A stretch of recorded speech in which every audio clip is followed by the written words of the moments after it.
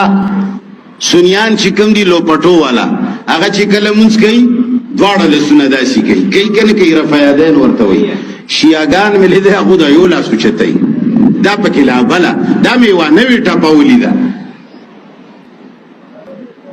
دا د شیعاګانو طریقې چا جوړې کړې روایاتو چې ته ورته حدیث وایي حالانکه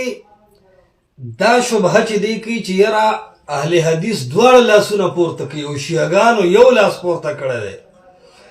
نو که چېرته دا د شیعاګانو رونه وي او دا شی ګمراهي وي نو الله دې په ګنجي سره باندې ویښته زیات کا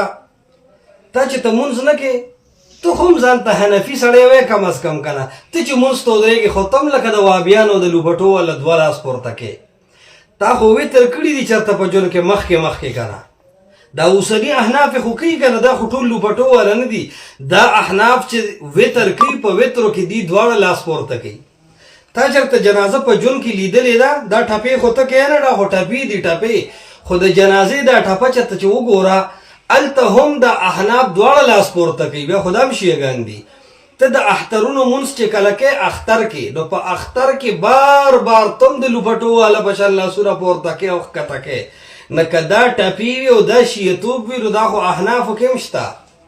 خو عرض دا دی او تا ته دا پته شته دا ټپې په څه کې د دې ټپو دپاره د شیعاګانو الاسرار وګوره او کشف الاستار ولا وګوره دې ټپې دپاره دلیل قرآن ذکر کوي قرآن یعنی دا ته چې څه ته ټپه وی ستا دا ټپه په قرآن کې ده ستا د قول مطابق هغې وی قد افلح المؤمنون الذین هم فی صلاتهم خاشعون وی منځ کې به خشوع کې او عجزي به کوې نو وی رفع الیدین نه خو مجبوري راغلې ده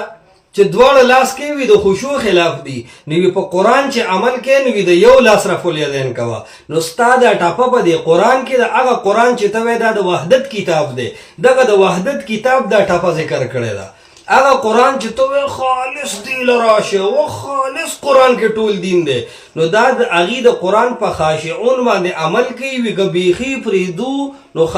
رفع الیدین ثابت دي وي نقصاني کېږو